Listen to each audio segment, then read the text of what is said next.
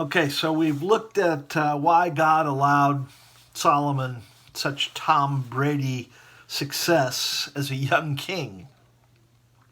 But the Bible tells us somewhere along the way things changed. Solomon got older and he started thinking that it wasn't God's blessing that did these things, but his great wisdom. And so he started moving from wisdom to foolishness. Wisdom to foolishness.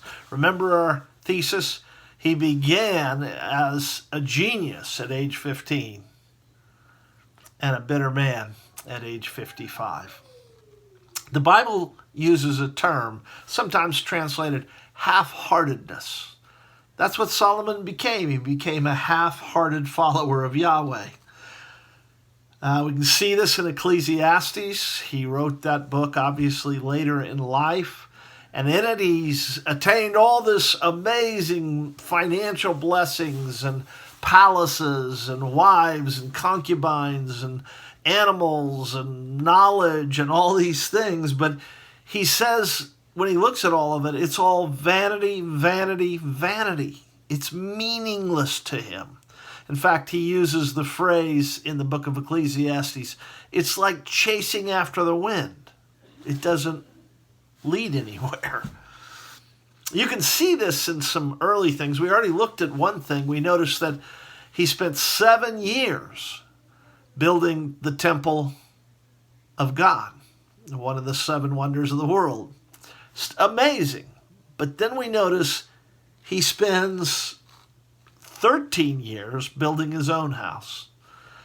We already begin to see a crack in his priorities. Solomon is more interested in building his own kingdom at that point than he is in exalting Yahweh.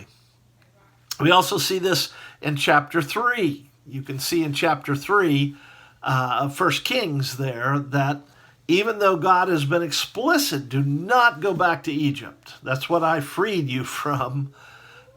Do not ask the Egyptians to help you move forward.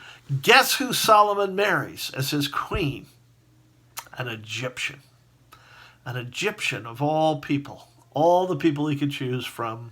He could ask anybody, and they had to be his bride. But he chooses an Egyptian woman. Well, there are many, many other factors, and so I want you to read and study this for yourself. I want you to read alone these 2 passages, and then come back together as a group and discuss the factors that led to Solomon's half-heartedness. The first passage is 1 Kings chapter 11, verses 1 through 8. 1 Kings 11, 1 through 8. The second passage is Deuteronomy 17, verse 14 through 20. Deuteronomy 17, verse 14 through 20. And again, read through those, come back together, and discuss the things you notice in the text, the factors that led to Solomon's half-heartedness.